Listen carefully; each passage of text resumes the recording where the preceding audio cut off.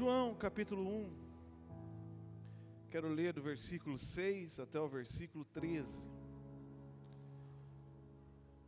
O texto diz assim: Deus enviou um homem chamado João para falar a respeito da luz, a fim de que por meio de seu testemunho todos crescem.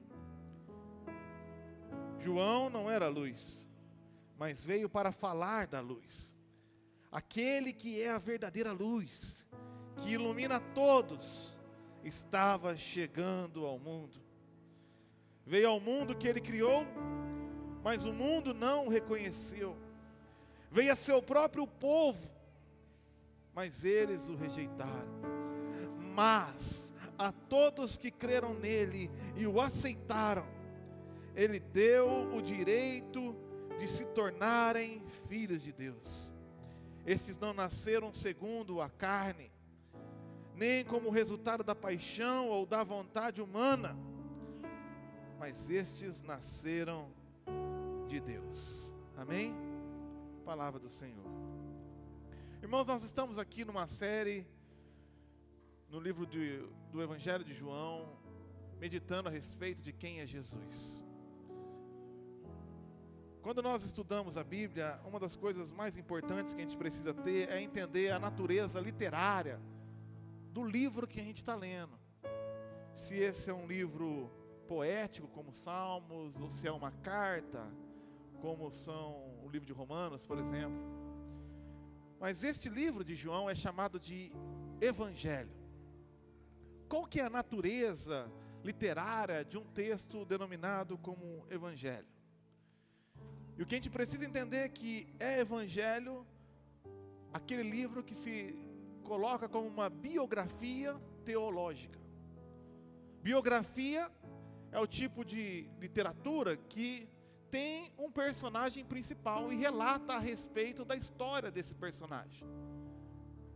Da mesma forma, o Evangelho de João é uma biografia sobre um ator principal, e esse ator principal é Jesus Cristo de Nazaré. Mas não é uma mera biografia que vai contando como ele cresceu, nasceu, se desenvolveu, morreu, e no caso dele, unicamente ressuscitou. O Evangelho é uma biografia teológica. Ou seja, cada parte do relato biográfico desse personagem tem como objetivo, como pano de fundo, um ensinamento teológico. A ordem que as histórias foram colocadas, as afirmações, as palavras usadas, os textos relacionados, a maneira como é disposto nessa biografia, tem sempre um único objetivo de trazer um ensinamento teológico através desse personagem biográfico. No caso, aqui é Jesus. E no começo dessa biografia teológica, desse evangelho, do versículo 1 até o versículo 18, se você olhar na tua Bíblia, você vai ver escrito assim, prólogo. Prólogo. O que é um prólogo? E nós temos que entender que o prólogo é quando esse biógrafo, no caso João, ele quer mostrar para a gente quais são as lentes que nós devemos usar para decodificar a sua biografia teológica. Quais são as palavras-chave, quais são os assuntos principais, quais são os temas que eu e você temos que nos atentar para conseguir captar a mensagem teológica que ele vai trazer através desta sua biografia.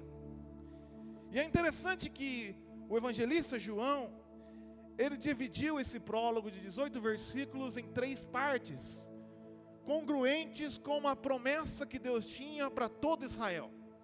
Essa promessa vai ecoando na Torá e através dos profetas, quando Deus diz assim: eu serei o seu Deus, vocês serão o meu povo, e eu habitarei no meio de vós. Essa era a promessa de Deus desde a criação.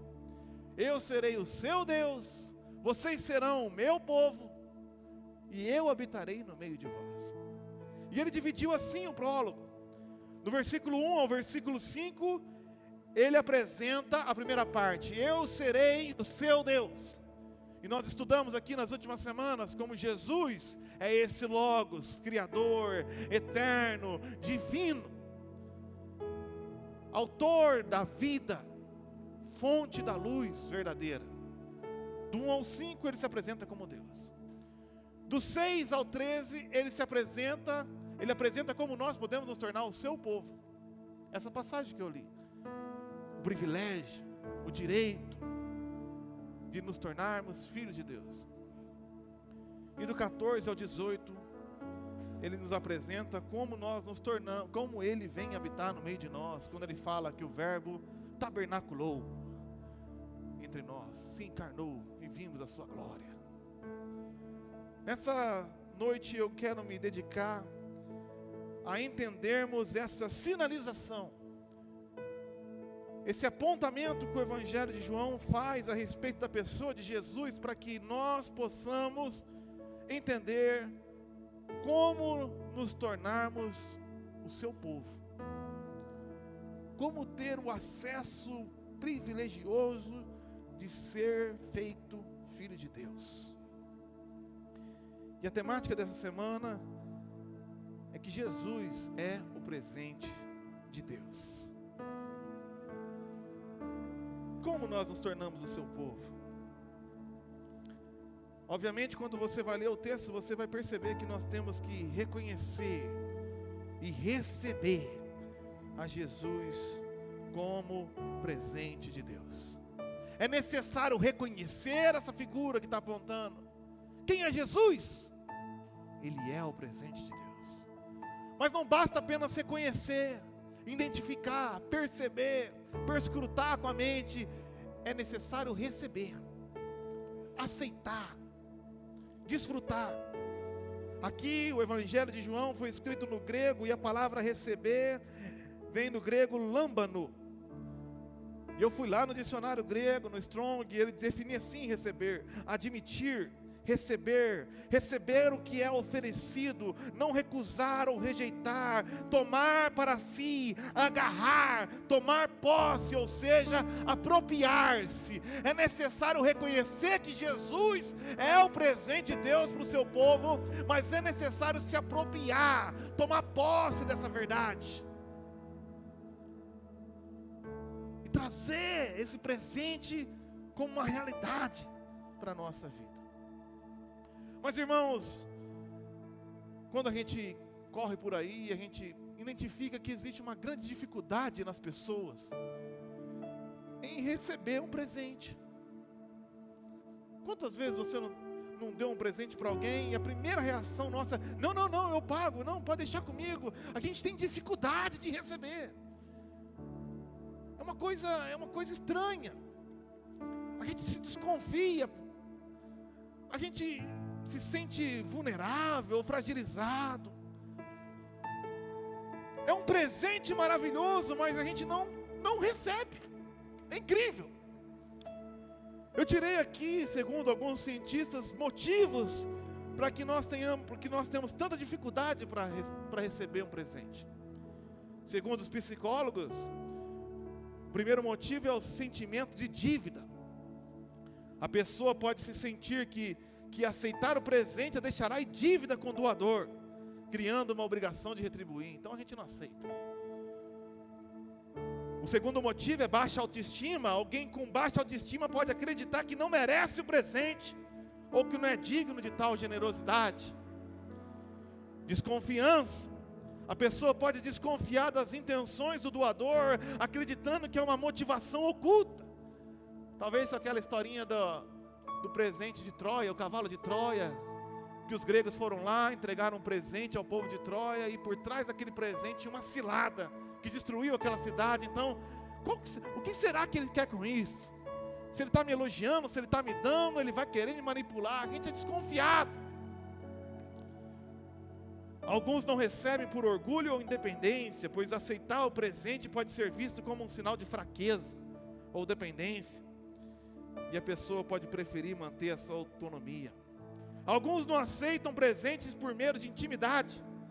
Presentes podem criar uma sensação de proximidade ou intimidade que a pessoa não está pronta para aceitar. Alguns não aceitam presente por histórias de vida ou traumas no passado, experiências negativas relacionadas à generosidade. Ou alguns não aceitam por simples conformidade social. A pessoa pode se preocupar com a opinião dos outros ao seu redor. E como a aceitação presente pode ser vista socialmente. Enfim, muitos são os motivos da gente não aceitar o presente. Agora, o grande problema de você não aceitar o presente de Deus é que João disse que ele está contando essa carta e esse presente foi dado para que quando você crer e aceitar, tenha vida eterna. Não é uma coisa que você deixa de ter um relógio ou deixa de ter um celular, não, você perde o acesso à vida. E a vida é muito frágil. Ou você acha que o pastor ou o Zé Carlos imaginava que vindo a um culto poderia ser o último minuto da sua existência? Graças a Deus não foi, mas um dia será. E quando for, e assim será para todos que estão aqui, em 100 anos ninguém de nós estaremos aqui. O que vai determinar a tua eternidade, e mais do que isso, o que vai determinar a tua caminhada nessa existência, nesse plano, é se você aceitou, creu, reconheceu, recebeu Jesus como presente de Deus. No versículo 10 e 11, nos relata sobre aqueles que não reconhecem e não o receberam. O texto diz assim: Jesus veio ao mundo que ele criou, mas o mundo não o reconheceu. Veio ao seu próprio povo, mas eles os rejeitaram.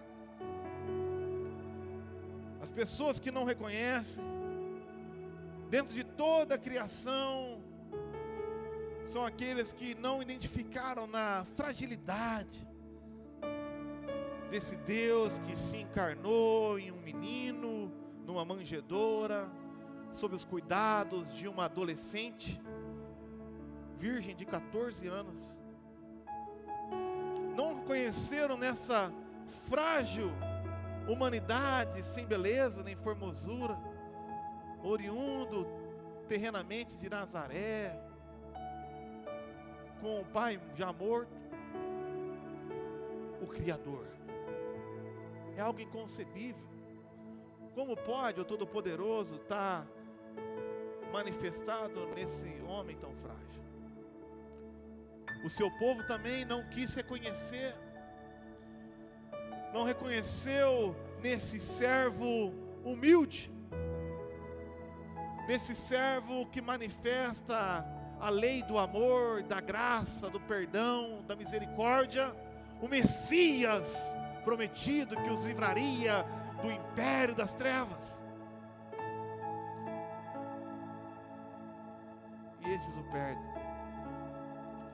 É necessário olhar para as Escrituras e o testemunho dos profetas e dos apóstolos, o testemunho sincero, e ver nesse Deus que chora, nesse Messias que se compadece, nesse profeta que perdoa, e reconhecer o Criador, reconhecer a luz do mundo, reconhecer como presente de Deus.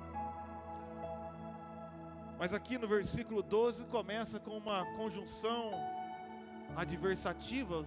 Eu quis gastar minha aula de português, porque a Eliana é professora de português, mas eu venho hoje para capotar o carro. Eu estava usando uma gramática bonita aqui, até perguntar para ela se está certo. Mas, conjunção adversativa. Muitos não receberam, mas existem aqueles dentre toda a criação, existem aqueles entre o seu povo prometido, entre os judeus e os gentios, que reconheceram a Ele,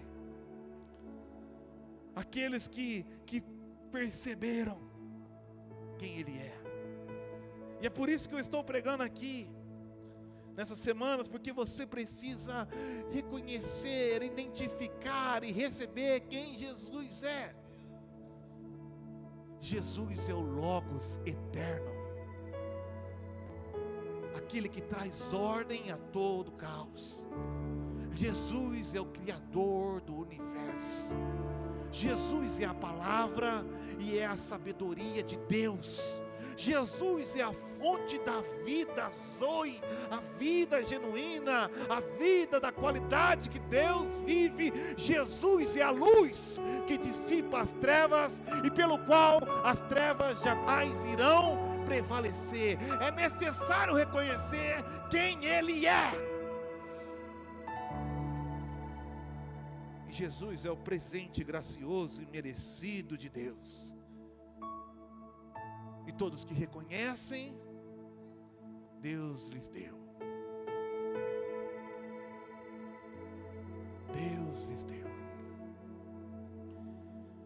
E quando você recebe esse presente, nós recebemos alguns privilégios. Olha aqui no versículo 12. A todos que creram nele e o aceitaram, ou na versão tradicional, Lâmbano, o receberam, deu-lhes o direito de se tornarem filhos de Deus. Em algumas versões, deu-lhes o poder de serem feitos. Em outras, deu-lhes o privilégio de serem transformados. Esse é o benefício de quem aceita Jesus como presente de Deus. Nós recebemos o poder de sermos transformados em nova criatura. O poder de experimentar no nosso interior um novo nascimento. São esses que nascem de Deus, nascem do alto. São esses que o recebem, que têm o privilégio e o direito de serem acolhidos a essa família eterna, não apenas agora como criatura, mas como filhos genuínos de Deus. Você recebeu esse presente? Esse é o presente que as pessoas vivem correndo por aí. Mas o versículo 13 nos fala qual que é o meio, qual é a fonte, qual é a forma pelo qual nós recebemos esse privilégio. Acompanhe comigo, versículo 13. Estes não nasceram segundo a ordem natural, estes não nasceram segundo o resultado da paixão ou da vontade humana, mas estes nasceram de Deus. Primeira coisa que você precisa aprender nessa noite, e isso é muito importante, isso é importante para os adolescentes que estão aqui, é que esse privilégio de ser feito filho de Deus não é adquirido por herança sanguínea. Você não é feito filho de Deus porque o teu pai é filho de Deus. Filho de crente não é crente. Filho de crente é pecador, miserável, pobre, cego e nu. Nasce em pecado, mentiroso, rebelde, egoísta e precisa receber do alto um novo nascimento. Você precisa entender isso. Os adolescentes precisam entender isso.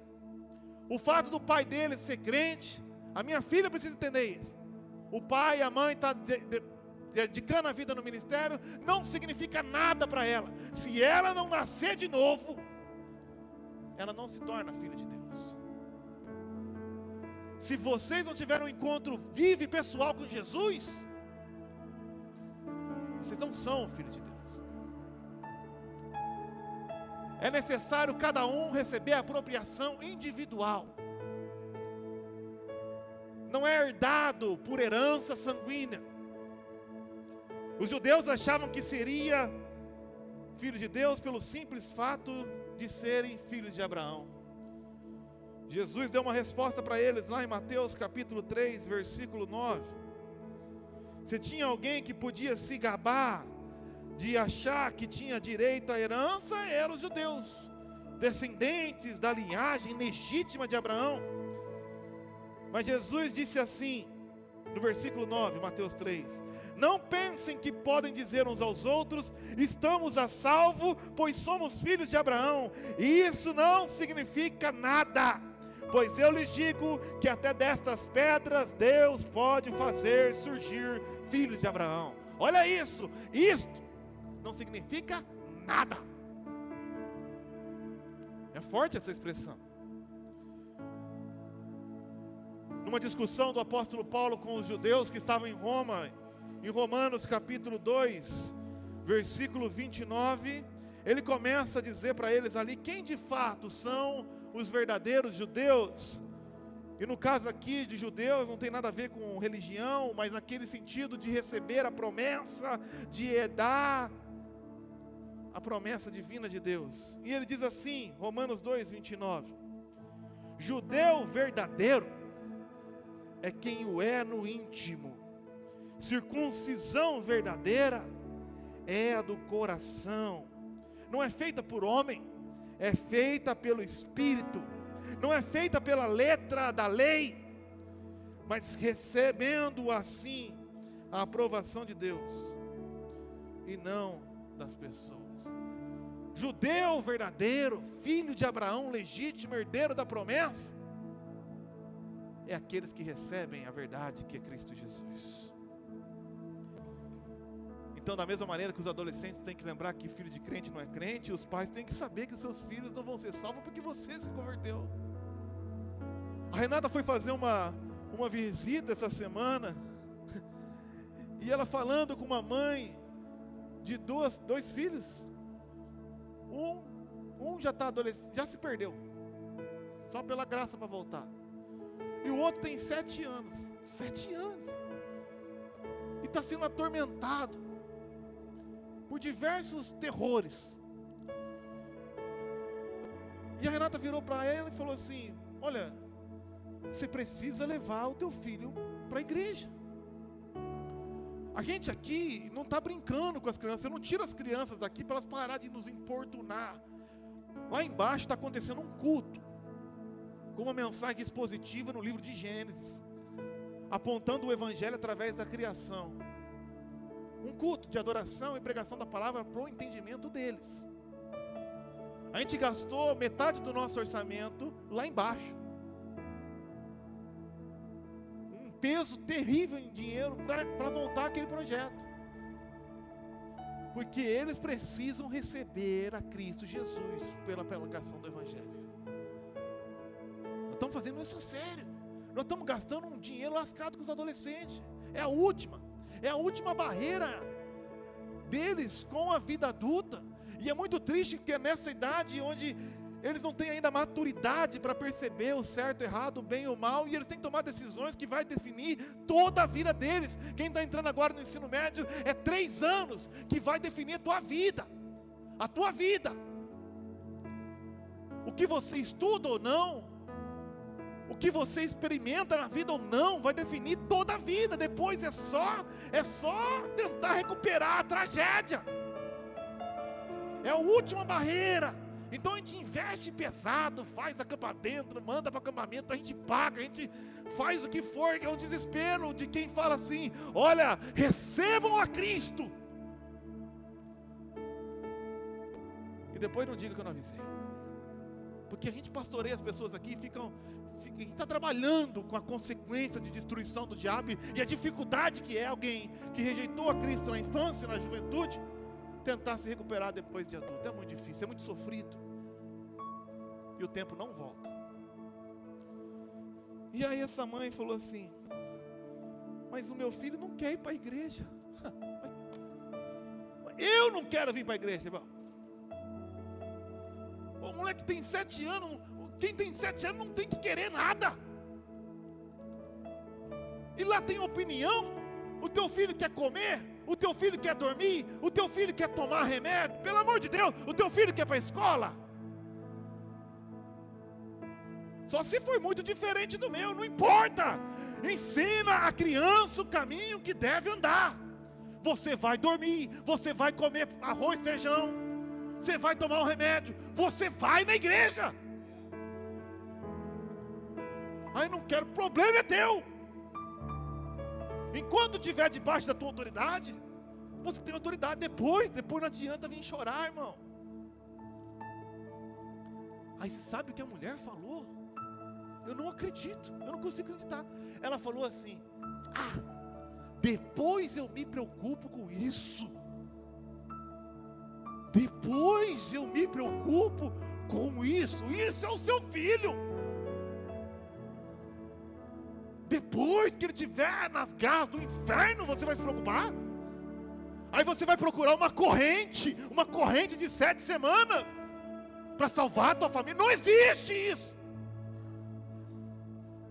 Não corre atrás depois, é agora. O tempo de salvação é hoje. Filho de crente não é crente. Precisam receber a Cristo como um presente e experimentarem um novo nascimento, em nome de Jesus. Traz teu filho para a igreja, irmão.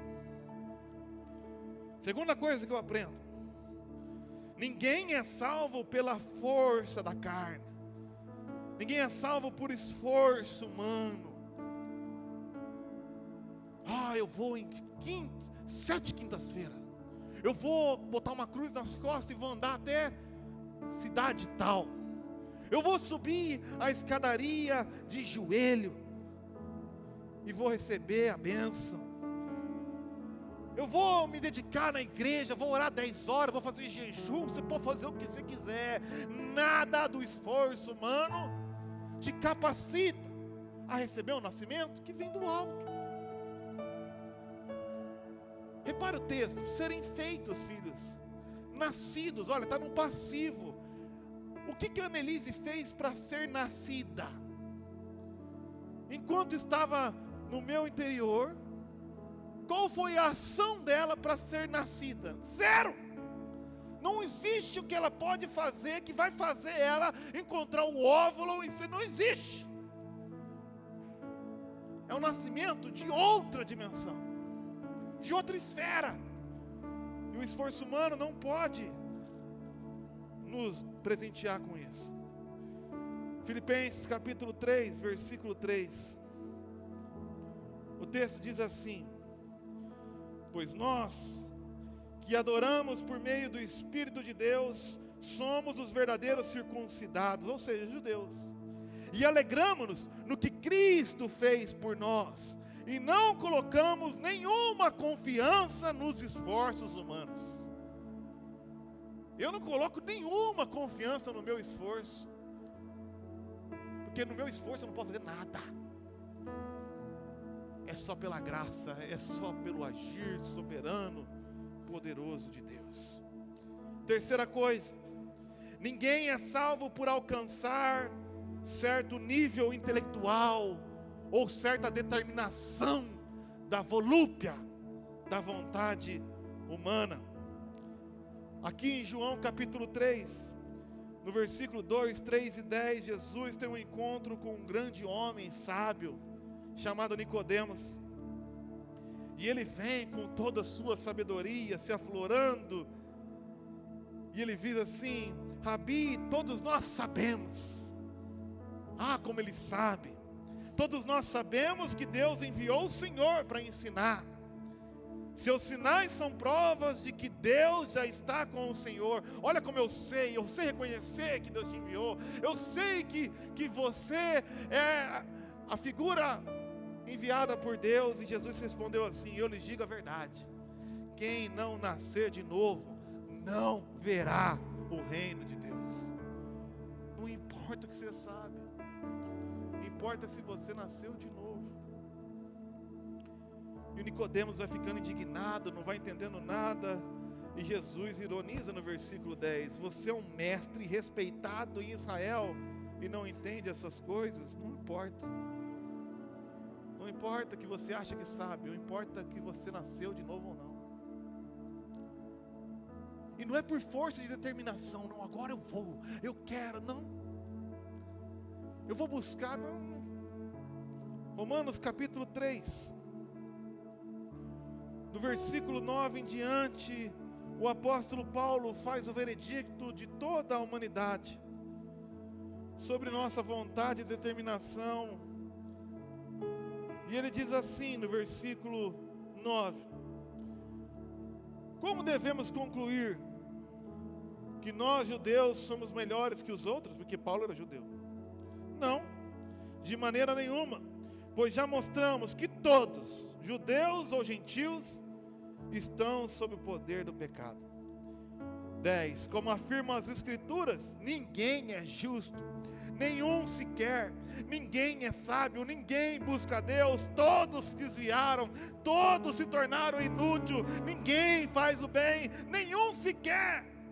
A sua conversa é repulsiva como o odor de um túmulo aberto, a sua língua é cheia de mentira, venenos de serpente goteja de seus lábios, sua boca é cheia de maldição e de amargura, apressam-se em cometer homicídio, e por onde passam deixam destruição e sofrimento, pois não sabem onde encontrar a paz, e não têm o menor temor de Deus. Então é evidente que a lei se aplica àqueles a quem ela foi entregue, pois o seu propósito, ou seja, o propósito da lei, é evitar desculpas, e mostrar que todo mundo é culpado diante de Deus, pois ninguém será declarado injusto diante de Deus por fazer o que a lei ordena, pois a lei simplesmente mostra quanto somos pecadores. Não tem ninguém que quer, irmão. E o que serve a lei? A Bíblia é como um espelho que você abre e vê a si mesmo e se vê como é incapaz. Você vai ver no Sermão do Monte, e se você for sincero e olhar para dentro do teu coração, para as suas motivações, se você olhar para aqueles pensamentos que ninguém sabe, aquele sonho que você não conta para ninguém, você vai saber que no fundo, todos nós fracassamos miseravelmente, alguns mais do que outros sim, mas no padrão de Deus ninguém alcançou. Então qual que é a nossa única esperança?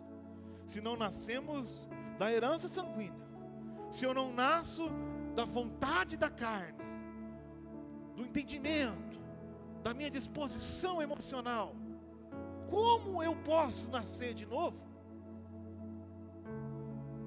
Recebendo o presente de Deus. É simples. Recebendo o que Deus está te dando. Mas sabe, irmãos, em 18 anos de ministério eu tenho reparado que as pessoas têm dificuldade em receber o presente de Deus, porque têm dificuldade de encontrar em Deus um Pai amoroso. As pessoas ainda vê Deus como um monstro e Jesus como um bonzinho. E talvez pensam que se Deus, o Pai, está me dando alguma coisa, é um cavalo de Troia, tem um golpe por trás, vai me custar. Aceitar o convite de Deus vai me custar.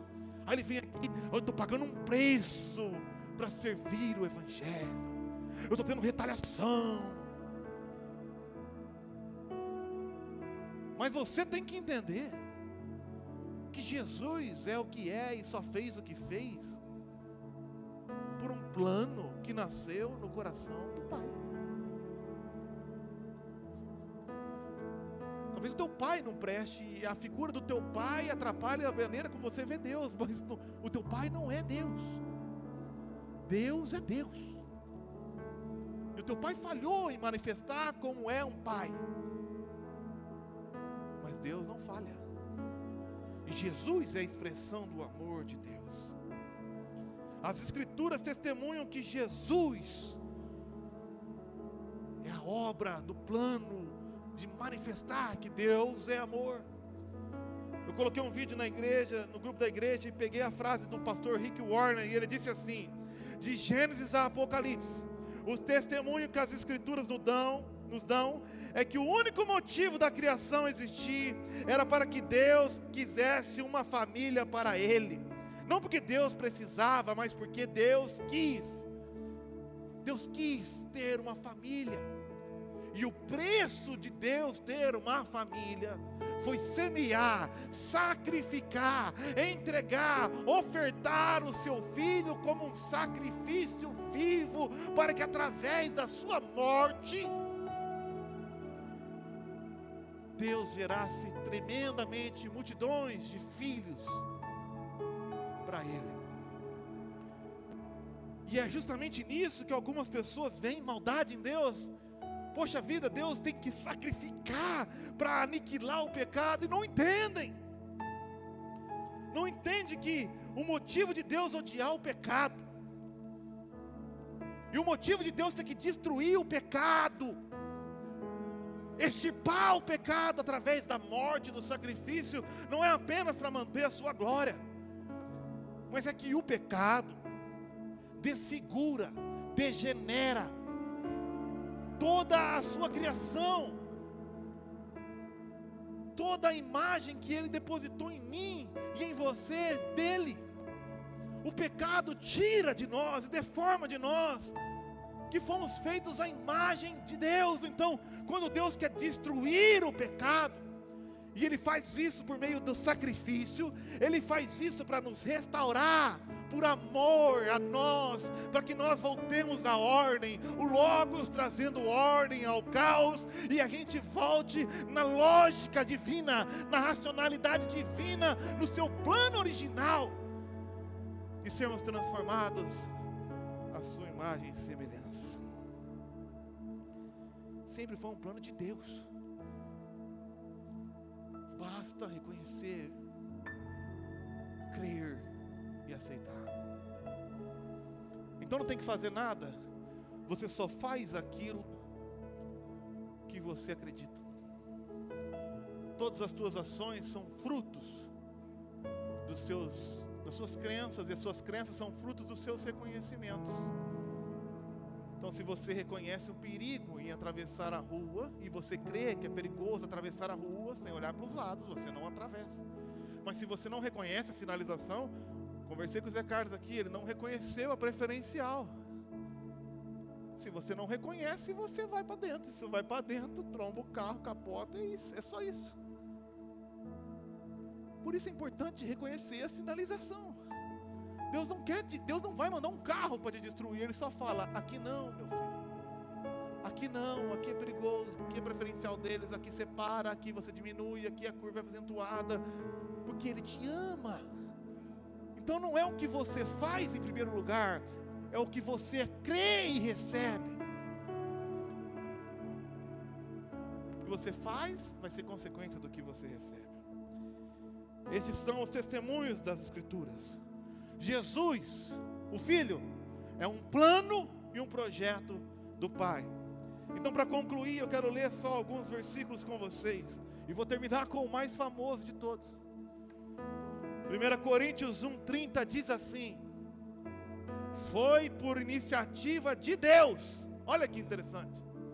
Foi por iniciativa de Deus que vocês estão em Cristo Jesus, que se tornou a sabedoria de Deus em nosso favor, que nos declarou justos diante dele, que nos santificou e nos libertou do pecado. Foi por iniciativa de Deus que a gente nasceu. Foi por minha iniciativa que a Ana nasceu.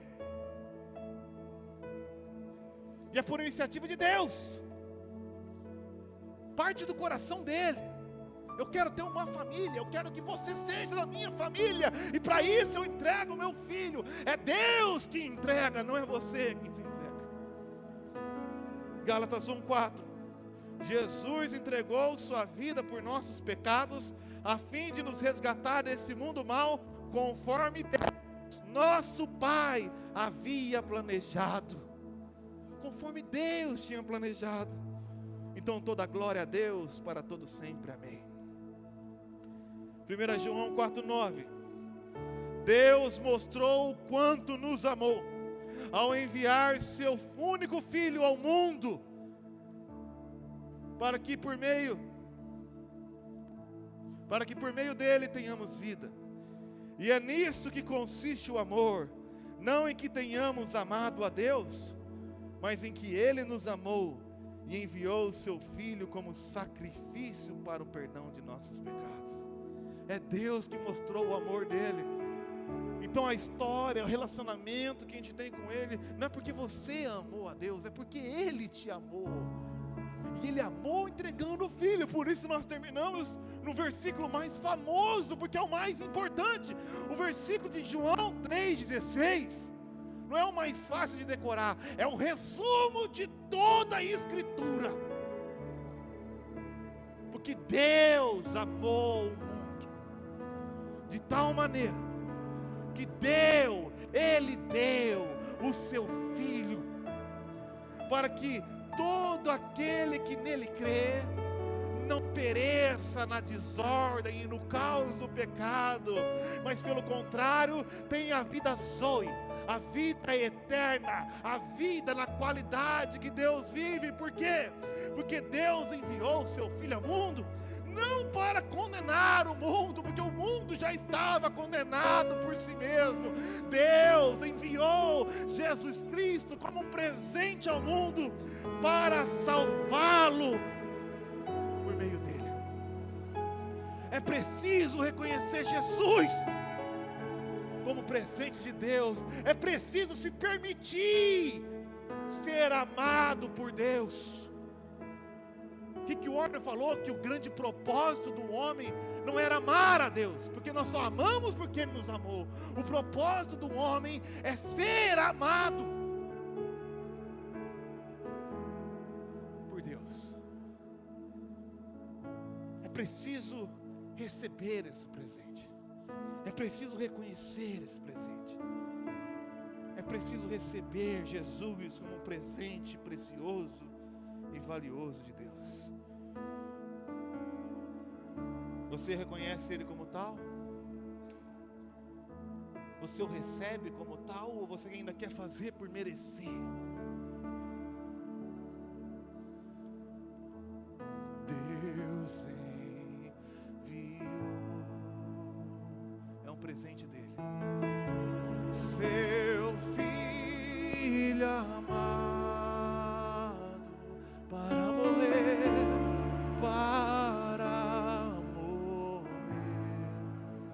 no teu e no meu lugar, em meu lugar,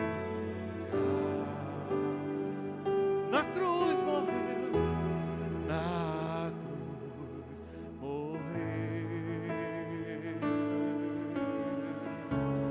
por meus pecados, mas ressurgiu,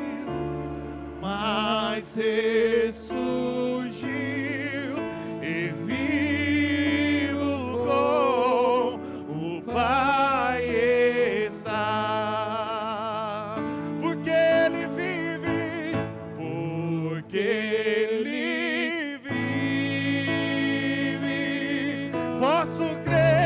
Posso crer no amanhã, porque Ele vive, porque Ele vive. Não há temor,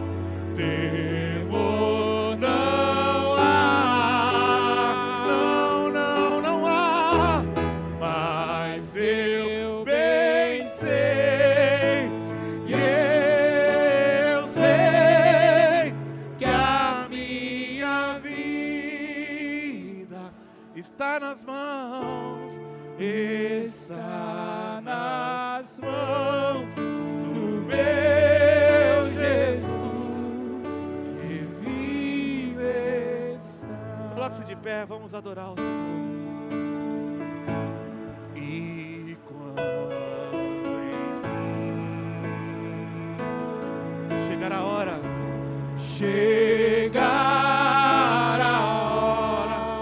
que inevitavelmente a morte encontrarei, em que a morte encontrarei, enfrentarei, sem medo então, sem medo então, terei vitória, verei a glória, verei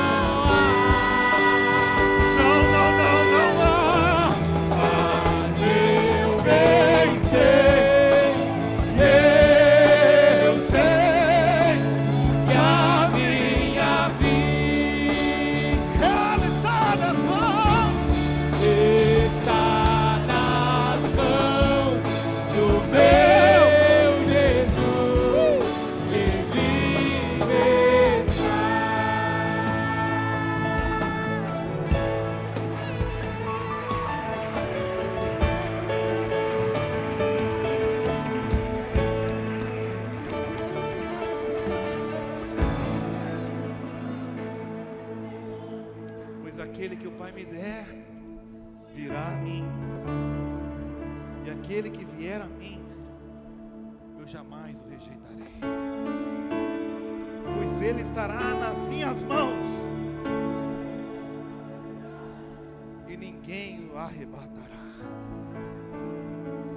Você reconhece esse presente? Você recebe esse presente? Desfrute esse presente. Compartilhe esse presente, pois é de graça.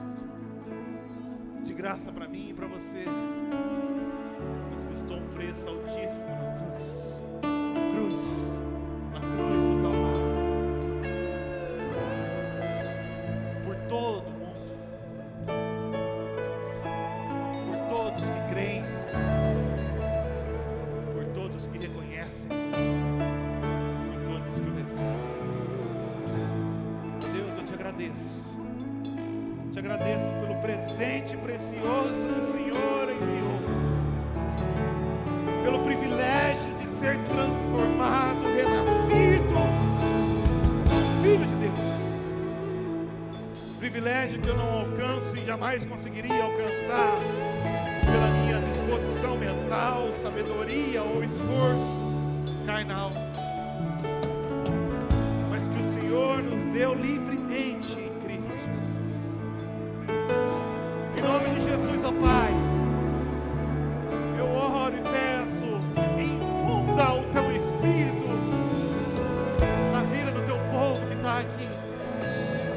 Que haja nessa noite novo nascimento, que haja nessa noite novo fôlego de vida, que haja nessa noite novo chamamento, para que nós possamos, como João Batista, testemunhar aquele que é a luz verdadeira que ilumina todo homem.